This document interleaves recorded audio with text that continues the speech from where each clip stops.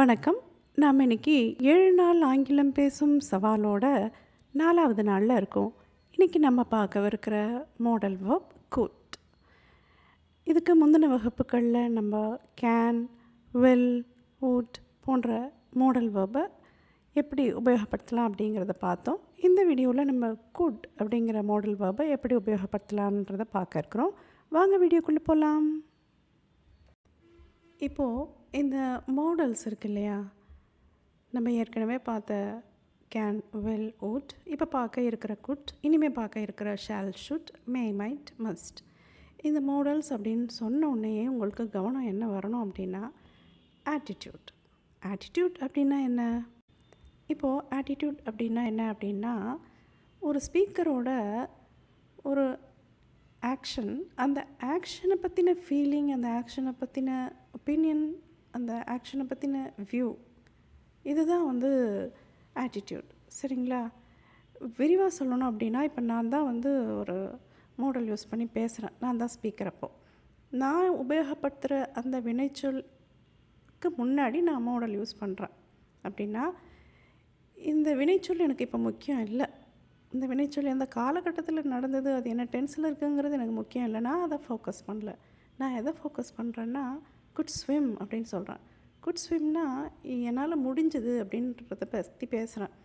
என்னோடய ஃபீலிங், என்னோடய கருத்து, என்னோடய பார்வை, இதுதான். இப்போ ஒரு உதாரணத்தோடு பார்த்தா உங்களுக்கு புரிஞ்சிடும். I could swim at the age of 5. நான் என்ன சொல்ல வரேன்னா, எனக்கு நீச்சல் அடிக்க முடிஞ்சதுங்கிற வந்து என்னோடய செயல் இல்லை, எனக்கு வந்து அதை செய்ய முடிஞ்சிச்சு பாருங்கள் 5 வயசுலேயே அப்படின்ற அந்த விஷயத்தில் இருக்குது. இப்போ உங்களுக்கு புரிஞ்சிருக்குன்னு நினைக்கிறேன். இதுதான் ஆட்டிடியூட். இந்த மாடல்ஸ் எல்லாமே இந்த மாதிரி விஷயங்களுக்காக தான் பயன்படுதே ஒழிய, அது டென்ஸை வந்து சொல்கிறதோ இல்லை ஆக்ஷனை பற்றின எந்த காலகட்டத்தில் நடந்ததுங்கிறது கிடையாது. ஏன்னா இந்த வினைச்சொல் வந்து எந்த ஒரு மாற்றமும் இல்லாத பேஸ் ஃபார்ம்லேயே வரும் பாருங்கள். ஏன்னா அங்கே டென்ஸ் கிடையாது. அப்போ எப்படி நம்ம இதை டென்ஸில் இன்க்ளூட் பண்ணுறோம் அப்படின்னா, இதை நம்ம இன்க்ளூட் பண்ண மாட்டோம். இதுக்கு பின்னாடி வர விஷயங்களை வச்சு தான் இது வந்து பாஸ்டில் நடந்ததா, ப்ரெசண்ட்டில் நடந்ததா, ஃப்யூச்சர்லையான்னு நம்ம கெஸ் பண்ண முடியும். சரிங்களா? இது வந்து டென்ஸுக்குள்ளே வராது. சரிங்களா? இப்போ இங்கே குட் அப்படின்னு பார்த்த உடனேயே கேனோட பாஸ்ட் டென்ஸ் தான் குட்டு. குட் வந்தாலே பாஸ்ட் டென்ஸ் விஷயங்களை தான் சொல்லும் அப்படின்னு நம்ம முடிவு பண்ண முடியாது. ஏன்னா இந்த குட் வந்து பாஸ்டில் உள்ள அந்த கருத்தையும் சொல்லும், ப்ரெசண்ட்டில் உள்ள கருத்தையும் சொல்லும், ஃப்யூச்சரில் உள்ள கருத்தையும் சொல்லும் அப்படிங்கிறத நம்ம மறக்கக்கூடாது. சரிங்களா? பின்னாடி உள்ள விஷயங்களை முழுதாக தெரிஞ்சுக்கிட்டு அதுக்கப்புறம் தான் இது எந்த காலகட்டத்தில் உள்ள விஷயத்தை பற்றின, செயலை பற்றின கருத்து சொல்லுது அப்படிங்கிறத நம்ம புரிஞ்சுக்க முடியும். சரிங்களா? அவ்வளோ கஷ்டம் இல்லை. இதோட யூசேஜ் வந்து, இதோட ஃபங்க்ஷன்ஸ் வந்து மெயினான ஃபங்க்ஷன் ஒரு 4-5 இருக்குது அப்படின்னா, அதையெல்லாம் நம்ம தெரிஞ்சுக்கிட்டோம் அப்படின்னாலே அது எப்படி வந்து கருத்தை சொல்லுது அப்படிங்கிறத நம்ம ஈஸியாக கண்டுபிடிச்சிடலாம். ஒன்று ஒன்றா பார்க்கலாம் வாங்க. இப்போ ஒரு உரையாடல் பார்க்கலாம். சின்ன வயசுலேயே நீ நீச்சல் அடிக்கிறதுல திறமைசாலியா? 5 வயசுல எனக்கு நீச்சல் அடிக்க முடிஞ்சது. இதை எப்படி சொல்லலான்னு பார்க்கலாம். Were you good at swimming as a child? Yes, I could swim at the age of 5. இதில் நம்ம எதை பார்க்கலாம், எதை கவனிக்கலாம் அப்படின்னா பாஸ்ட் அபிலிட்டி. இதுதான் இதோட ஆட்டிடியூட். பாஸ்டில் என்னால் எந்த விஷயம் நல்லா செய்ய முடிஞ்சது, இதில் நான் திறமை வாய்ந்தவனாக இருந்தேன் அப்படிங்கிற அந்த விஷயத்தில் நான் ஃபோக்கஸ் பண்ணுறேன். சரிங்களா? இதோட பேட்டர்ன், சென்டென்ஸ் ஸ்ட்ரக்சர் பாருங்கள். யூ இதுதான் வந்து சப்ஜெக்ட். இதுவே தான் வந்து இங்கே ஹெல்பிங் வேர்ப் வருது, ஹெல்பிங் வேர்பாக வருது கேள்வி கேட்குறதுக்கு. இதுவே தான் வேர்பும். Good at swimming as a child, இது பூராவுமே காம்ப்ளிமெண்ட். ஏன்னா இந்த அப்படிங்கிறது வந்து இந்த யூவையும் இந்த நீச்சல் சின்ன வயசுலேயே நான் நல்லா அடிப்பேன் அப்படின்ற அந்த விஷயத்தையும் லிங்க் பண்ணுது. பதிலை கவனிங்க. Yes, short response. இதில் வந்து வினைச்சொல் குட் ஸ்விம். இது ரெண்டுத்தையும் சேர்த்து தான் நம்ம ஒரே வேர்பாக கன்சிடர் பண்ணணும். இதில் ஐ தான் subject verb. At the age of 5 அப்படிங்கிறது முழுவதுமே டைமை சொல்லுது. 5 வயசுல அந்த காலகட்டத்தில் அப்படின்ற அந்த டைமை சொல்கிறதுனால அட்வர்பியல். சரிங்களா? சரி, இப்போது நம்ம ஏற்கனவே படித்த மாடலில் நம்ம இந்த ஸ்விம்மோட ஆட் பண்ணி என்னென்ன மாதிரியான ஆட்டிடியூட் மாறுது அப்படின்றத நம்ம இங்கே கொஞ்சம் ஆராய்ச்சி பண்ணி படித்தோன்னா ரொம்ப இன்ட்ரெஸ்டாக இருக்கும். I can swim across the river now. இதில் என்ன ஆட்டிடியூட் நம்ம தெரிஞ்சுக்கலாம் அப்படின்னா, என்னோட நம்பிக்கை, இந்த நதியை நான் வந்து நீந்தியே இப்போ கடப்பேன் அப்படின்னு நான் அவ்வளோ நம்பிக்கையை சொல்கிறேன். ஏன்னா எனக்கு நீச்சல் அவ்வளோ நல்லா தெரியும். அந்த நீச்சல் மேலே எனக்கு ஒரு நம்பிக்கை. இப்போ ஐ கேன் ஸ்விம் அப்படின்னு சொல்லும்போது இந்த இடத்துல நம்பிக்கை தான் ஆட்டிடியூட். கேன் இங்கே ஆட் ஆகும்போது ப்ரெசண்ட்டில் சொல்கிறேன், நம்பிக்கை தான் இதில் ஆட்டிடியூட். சரிங்களா? அடுத்தது பாருங்கள். ஐ could swim when I was 5 அப்படின்றது வந்து நான் நியூட்ரலாக சொல்கிறேன். 5 வயசில் என்னால் நீந்த முடிஞ்சது அப்படின்னு சொல்கிறேன். சரிங்களா? இப்போது இந்த ஃபுல் ஸ்டாப்பை எடுக்கிறேன். எடுத்துகிட்டு நான் இந்த இடத்துல ஒரு ஆச்சரியக்குறி போடுறேன். இப்போ இதோட மீனிங் என்ன அப்படின்னு பார்த்தீங்கன்னா, ஐ could swim when I was 5 அப்படின்னீங்கன்னா 5 வயசுலேயே நான் நீந்துவேன் அப்படின்னு என்னோடய ப்ரௌடை சொல்லுது, பெருமை. இதுக்கு அடுத்தது ஒரு வாக்கியம் நான் போடுறேன். இப்போது அதெல்லாம் ஒரு காலம் அப்படின்னு போடுறேன். அப்படின்னா ஐ could swim when I was 5 அதெல்லாம் ஒரு காலம் அப்படின்னு நம்ம கூட ஆட் பண்ணும்போது இதோட மீனிங், இந்த குட் ஸ்விம்மோட மீனிங் என்ன வருதும் அப்படின்னா, என்னோடய மெமரிஸ் ஆகிடும். என்னோடய மெமரிஸை பற்றி நான் விளக்குறேன், அந்த ஒரு ஃபீலுக்கு போயிடுவேன். அப்போ என்னோடய ஆட்டிடியூட் வந்து மெமரிஸ் ஆகிடும். சரிங்களா? இப்போ அடுத்தது பாருங்கள். I will swim in the competition tomorrow. இதில் நான் வந்து ஒரு டிசிஷன் எடுக்கிறேன், இல்லாட்டி என்னோடய ஃப்யூச்சர் பிளானை நான் சொல்கிறேன், நான் வந்து ப்ராமிஸ் பண்ணுறேன் அப்படின்னு இந்த 3 விதத்துலேயும் இங்கே சொல்லலாம். அது வந்து முன்னாடி உள்ள வாக்கியம், பின்னாடி உள்ள வாக்கியத்தை பொறுத்து நம்ம எந்த மாதிரி வேணால் இதை எடுத்துக்கலாம். I will swim in the competition tomorrow அப்படின்னு நியூட்ரலாக எடுக்கணும். அப்படின்னா நாளைக்கு நான் நீச்சல் போட்டியில் கலந்துக்குவேன் அப்படின்னு சொல்கிறேன். இது என்னோடய டிசிஷன். இல்லாட்டி இதை ப்ராமிஸ் அப்படின்னு சொல்லலாம். அது முன்னாடி உள்ள வாக்கியம், பின்னாடி உள்ள வாக்கியம், அந்த சூழ்நிலையை பொறுத்து. இது 3 விதமான மீனிங்கையும் நம்ம வில் ஸ்விம்மில் எடுக்கலாம். அடுத்தது பாருங்கள். I would swim every morning if I lived near the beach. இதில் நான் பீச் பக்கத்தில் வாழ்ந்தேன்னா டெய்லியும் நீச்சல் அடிப்பேன் அப்படின்னு சொல்கிறேன். இது வந்து ஒரு அன்ரியல் சிச்சுவேஷன். நான் பீச் பக்கத்துலேயும் என் வீடு இல்லை, அப்படி இருந்தாலும் நான் நீச்சல் அடிக்க போகிறதில்ல. ஆனாலும் கதை விட்றது, அந்த மாதிரி ஒரு அன்ரியல் சிச்சுவேஷன் இமேஜின் பண்ணி சொல்கிறோம். சரிங்களா? இந்த ஒரு மாடலும் வந்து ஒரு விதமான ஆட்டிடியூடை கொடுக்குது. ஒரு வியூ, நம்ம எந்த மாதிரியான வியூவில் நம்ம ஃபோக்கஸ் பண்ணுறோம் ஒரு விஷயத்த, ஒரு ஆக்ஷன் வந்து என்ன மாதிரி ஃபோக்கஸ் பண்ணி பார்க்குறோம் அப்படிங்கிறது தான் வந்து ஆட்டிடியூட் இல்லையா? நீங்கள் இனிமேல் எங்கே மாடல் பார்த்தீங்க அப்படின்னாலும் அதில் கவனிங்க, முன்னாடி உள்ள வாக்கியத்தையும் பின்னாடி உள்ள வாக்கியத்தையும் இதுலேயே ரிமைனிங்காக இருக்கிற அந்த விஷயங்களை எல்லாம் படித்து அதோட ஆட்டிடியூட் என்ன அப்படிங்கிறத நீங்கள் தெரிஞ்சுக்கோங்க. ஏன்னா மாடல்ஸ் அப்படின்னாலே ஆட்டிடியூட் தான். சரிங்களா? நான் இங்கே ஏன் தமிழ் மீனிங் எதுவும் எழுதலை அப்படின்னா, நம்ம ஆரம்ப காலகட்டத்தில் ஒரு மொழியை கற்றுக்கும் போது, தாய்மொழியோடு சேர்த்து கற்றுக்கும் போது ரொம்ப சீக்கிரமாக நல்லா புரியும். ஒரு நடு லெவலில் வரும்போது கூட நம்ம அதோட துணையோட கிராமர் எல்லாம் கூட நம்ம படிச்சுக்கலாம். ஆனால் பேசுகிற அந்த இடத்துக்கு வரும்போது நீங்கள் ஆங்கிலம்னா எந்த மொழியை கற்றுக்குறீங்களோ அந்த மொழியை மட்டுமே உபயோகித்து ஒரு அர்த்தத்தை எடுக்கவோ பேசவோ முயற்சி பண்ணாதான் ரொம்ப சீக்கிரமாக நம்ம வந்து அந்த மொழியை கற்றுக்க முடியும். அந்த காரணத்தினால நான் இங்கே வந்து தமிழ் அர்த்தம் கொடுக்கல. இங்கே தமிழ் அர்த்தம் கொடுத்தோன்னா நம்மளோட எண்ணம், நம்மளோட திங்கிங் எல்லாமே வந்து அந்த தமிழ்லேயே தான் போகும், இந்த ஆங்கிலத்துக்கு வராது. அப்போ ரொம்ப லேட் ஆகிட்டே போகும். அதனால தான் நான் இங்கே தமிழ் கொடுக்காம உங்களோட பார்வை, உங்களோட எண்ணம் எல்லாமே வந்து இந்த ஆங்கிலத்திலே ஃபோக்கஸ் ஆகணும் அப்படின்னு ஆங்கிலத்தில் மட்டும் கொடுத்துருக்கேன். புரியறது கொஞ்சம் கஷ்டமாக இருந்தாலும் ரொம்ப சீக்கிரமாக படிச்சிடுவீங்க. சரிங்களா? நெக்ஸ்ட் போகலாமா? அடுத்த உரையாடல் பார்க்கலாம். உங்கள் பேனாவை நான் கொஞ்சம் யூஸ் பண்ணிக்கலாமா அப்படின்னு நம்ம எப்படி பொலைட்டாக கேட்கலாம் அப்படின்னு பார்க்கலாம். Could I use your pen for a minute? Sure, here you go, இந்தாங்க, கட்டாயம் இந்தாங்க அப்படின்னு கொடுக்குறோம். சரிங்களா? இதில் குட்டோட ஆட்டிடியூட் என்ன?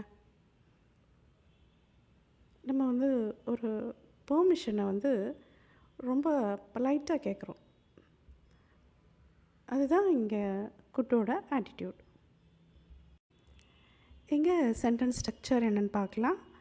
ஐ தான் வந்து இங்கே சப்ஜெக்ட், குட் யூஸ் இதுதான் வேர்ப். இந்த குட்டே தான் இங்கே ஹெல்பிங் வேர்பாக வருது கேள்வி கேட்குறதுக்கு.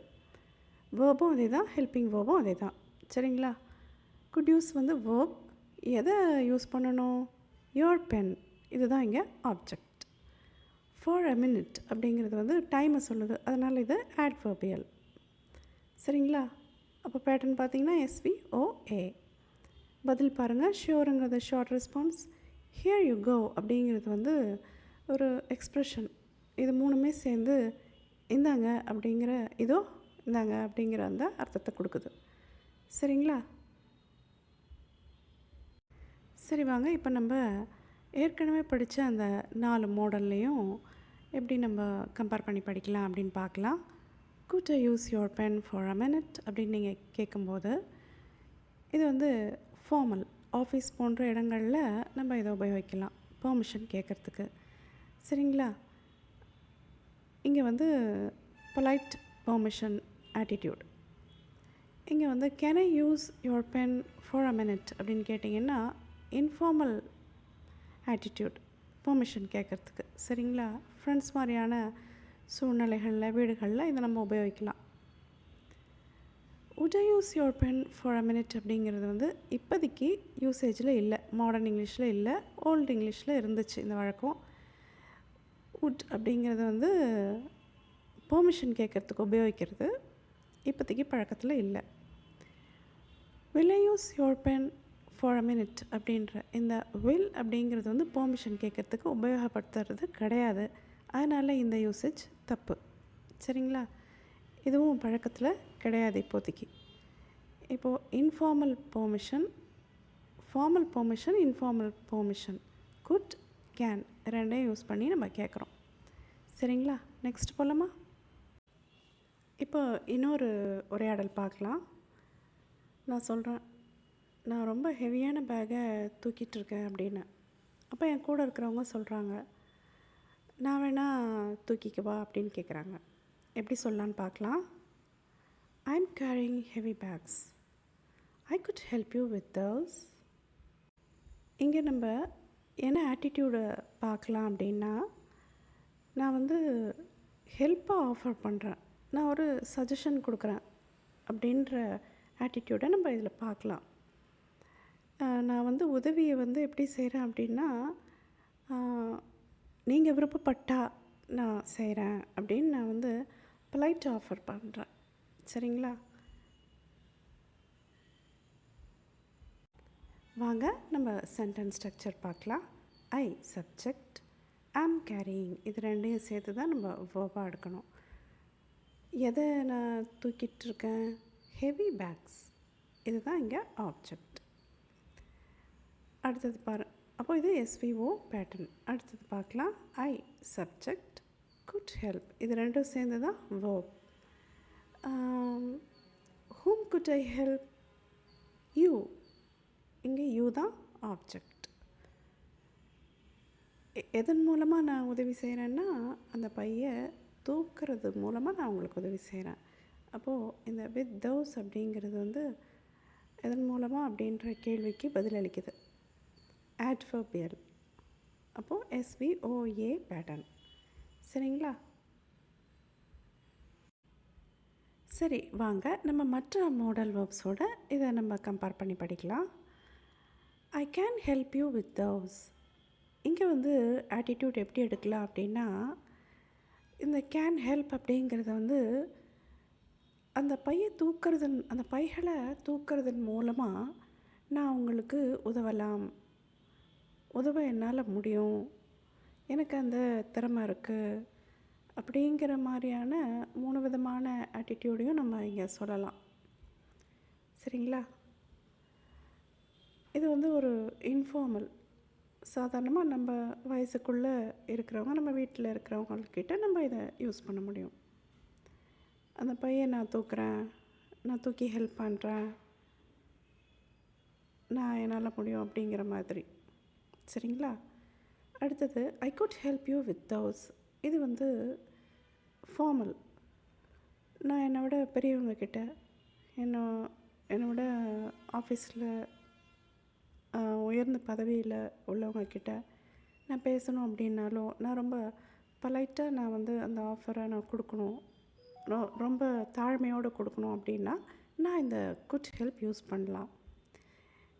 இப்போது இங்கே என்ன மீனிங் கொடுக்கணும்? நீங்கள் விருப்பப்பட்டால் நான் உதவுறேன், நீங்கள் விருப்பப்பட்டால் நான் உதவலாம், நீங்கள் விருப்பப்பட்டால் என்னால் உதவ முடியும் அப்படிங்கிற மாதிரியான அர்த்தத்தை இங்கே கொடுக்கும். Next I will help you with those. இங்கே வந்து நான் வந்து ரெடியாக இருக்கேன் உங்களுக்கு ஹெல்ப் பண்ணுறதுக்கு. அந்த பையன் நீங்கள் அந்த பையன் நான் தூக்குறதன் மூலமாக உங்களுக்கு உதவ நான் தயாராக இருக்கேன் அப்படிங்கிறது என்னோடய வில்லிங்னஸை காட்டுது. நான் உதவுறதுக்கு எவ்வளோ ஆர்வமாக இருக்கேன், நான் முடிவு பண்ணிட்டேன், ரெடியாக இருக்கேன் அப்படிங்கிறத இங்கே காட்டுது. இப்படியும் எடுக்கலாம், நான் வந்து உங்களுக்கு கட்டாயம் உதவுவேன் அப்படியும் எடுக்கலாம். அந்த பையை தூக்கி நான் கட்டாயம் உங்களுக்கு உதவுவேன் அப்படின்னு சொல்லலாம். இது நம்ம சூழ்நிலையை பொறுத்து, எந்த மாதிரி ஆட்டிடியூடை நம்ம சொல்கிறோம் அப்படிங்கிறது சூழ்நிலையை பொறுத்து. I would help you with those. இங்கே வந்து வாய்ப்பு இருந்தால், அதாவது ஃப்யூச்சர் நினச்சி வாய்ப்பு இருந்தால், அந்த மாதிரி ஒரு சூழ்நிலை அமைஞ்சால் நான் உங்களுக்கு உதவ விருப்பமாக இருக்கேன் அப்படின்றத பொலைட்டாக சொல்கிறோம். அந்த மாதிரியும் எடுக்கலாம்.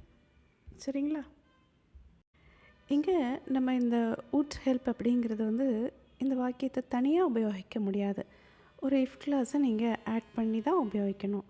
வாய்ப்பு இருந்தால், அந்த மாதிரி ஒரு சூழ்நிலை ஏற்பட்டால் அப்படின்ற அந்த வாக்கியத்தோடு சேர்த்து தான் இதை சொல்ல முடியும். சரிங்களா? இப்போ நீங்கள் பையை தூக்கிட்டு இருக்கீங்க, ரொம்ப வெயிட்டாக இருக்குது, உங்களுக்கு தூக்க முடியல.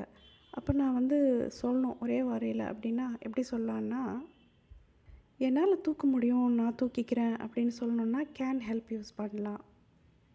நீங்கள் விருப்பப்பட்டால் நான் தூக்கிக்கிறேன் அப்படின்னு சொல்லணும் அப்படின்னா குட் ஹெல்ப் யூஸ் பண்ணலாம். நான் அந்த பையை தூக்கிறதுக்கு தயாராக இருக்கேன் அப்படின்னு சொல்லணும் அப்படின்னு நினச்சிங்கன்னா வில் ஹெல்ப் யூஸ் பண்ணலாம்.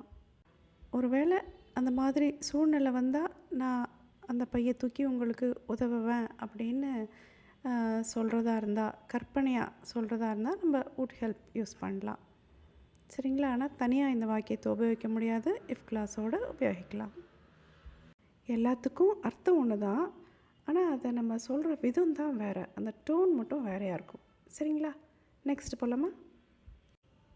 இப்போது அடுத்த உரையாடல் பார்க்கலாம்.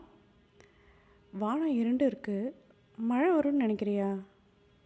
ஆமாம், எப்போ வேணால் மழை வர வாய்ப்பு இருக்குது. இதை எப்படி சொல்லலான்னு பார்க்கலாம். The sky is dark. Do you think it will rain? Yes, it could rain at any moment. இங்கே இந்த குட் ரெயினோட ஆட்டிடியூட் என்ன அப்படின்னா பாசிபிலிட்டி. மழை வந்து வரும், இருண்டு இருக்குது, வானம், மழை வருது. இப்போ இந்த மழையை பற்றி நம்ம மழைன்ற அந்த செயல்லேருந்து என்ன ஆட்டிடியூடு நம்ம பார்க்குறோம் அப்படின்னா மழை வர்றதுக்கான வாய்ப்புகள் பற்றி நம்ம பேசுகிறோம். அதுதான் இங்கே ஆட்டிடியூட். இந்த கூட் வந்து பாசிபிலிட்டியை பற்றி பேசுது, வாய்ப்பை பற்றி பேசுது. மழையை பற்றி பேசலை, மழை வர்றதுக்குண்டான வாய்ப்பை பற்றி பேசுது. அதுதான் இங்கே ஆட்டிடியூட். சரிங்களா? சரி, வாங்க சென்டென்ஸ் ஸ்ட்ரக்சர் பார்க்கலாம்.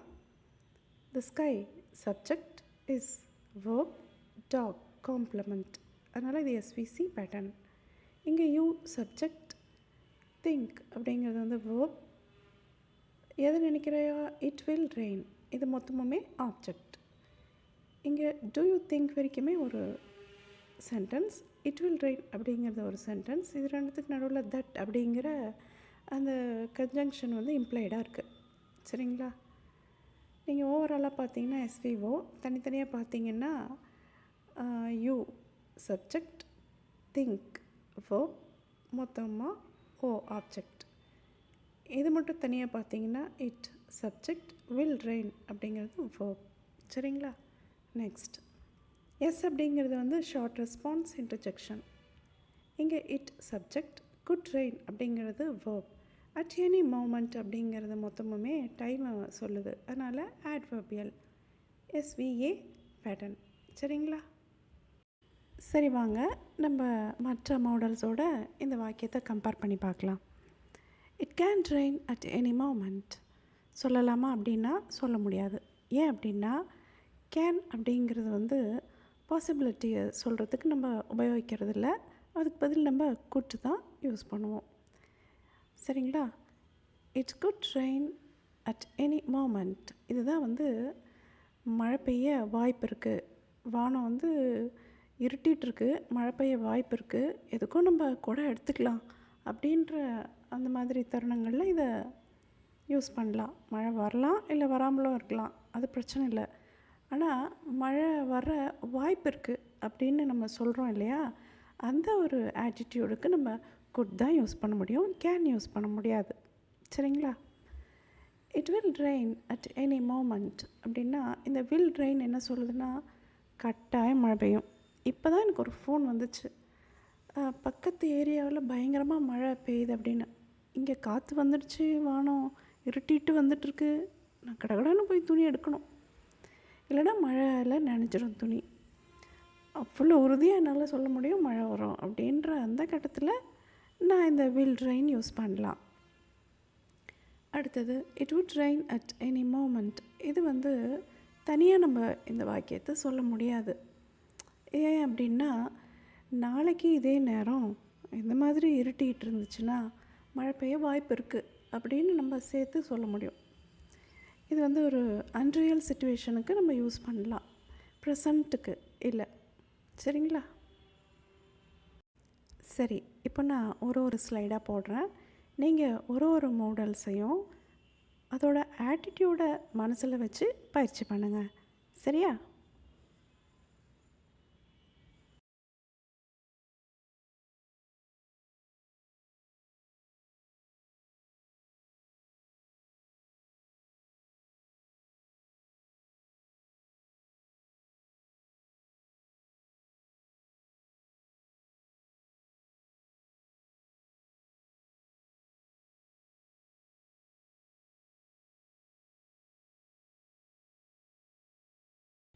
Next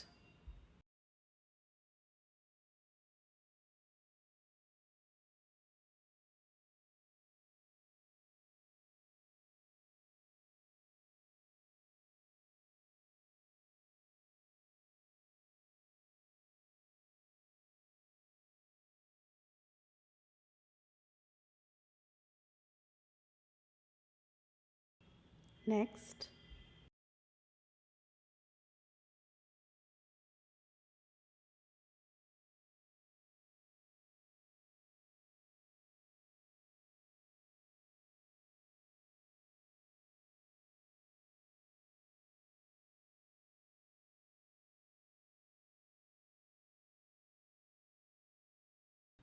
next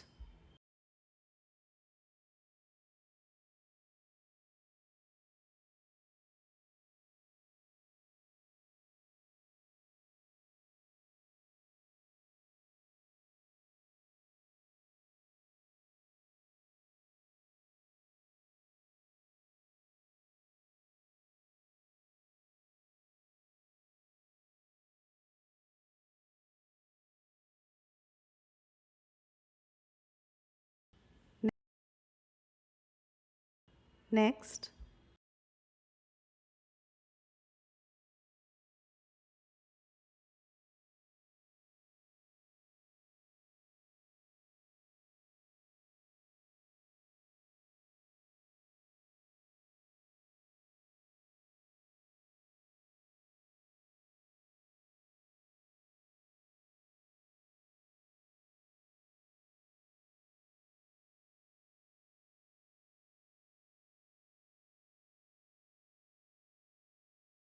next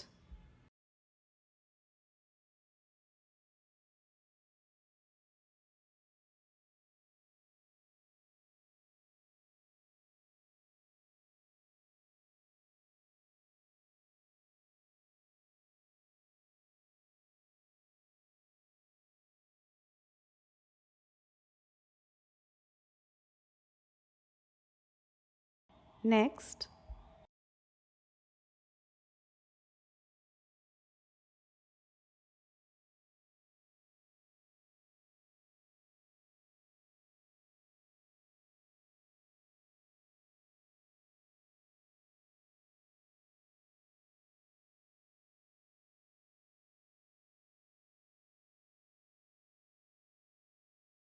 Next.